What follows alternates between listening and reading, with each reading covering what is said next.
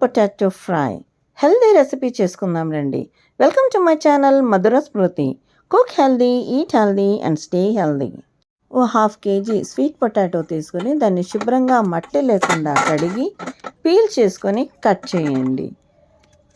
పైన కింది భాగం కట్ చేసి మధ్యలో కూడా కట్ చేసి చూడండి.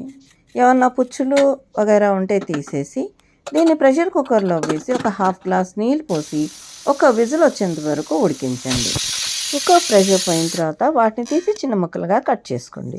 ఇప్పుడు ఒక ప్యాన్లో 1 టేబుల్ స్పూన్ నూనెను వేడి చేసుకుని అందులో 1 టేబుల్ స్పూన్ జీలకర్ర, 2 ఎండుమిరపకాయలు వేయండి. జీలకర్ర చిట్టపట్టలాడుతుండగా ఒక పించు ఇంగువ వేయండి. అది మీ ఆప్షన్.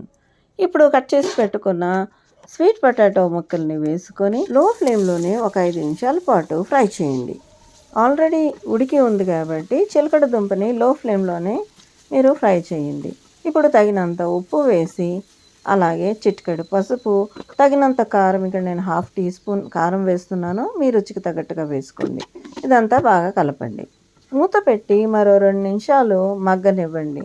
తర్వాత మళ్ళీ బాగా కలిపి 1 టేబుల్ స్పూన్ ధనియాల పొడి, 1/2 టేబుల్ స్పూన్ కరివేపాకు పొడి.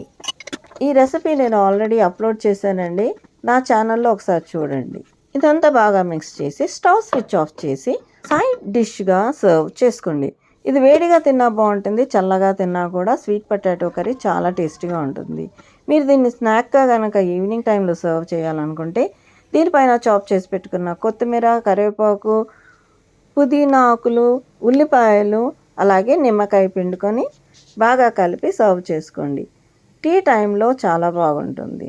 ట్రై చేయండి ఈ హెల్దీ రెసిపీని. మీకు కనుక నచ్చినట్లయితే లైక్ చేయండి, షేర్ చేయండి. మరిన్ని ఇంట్రెస్టింగ్ అండ్ హెల్దీ రెసిపీస్ కోసము నా ఛానల్కి సబ్స్క్రైబ్ చేసుకోండి. Thanks for watching.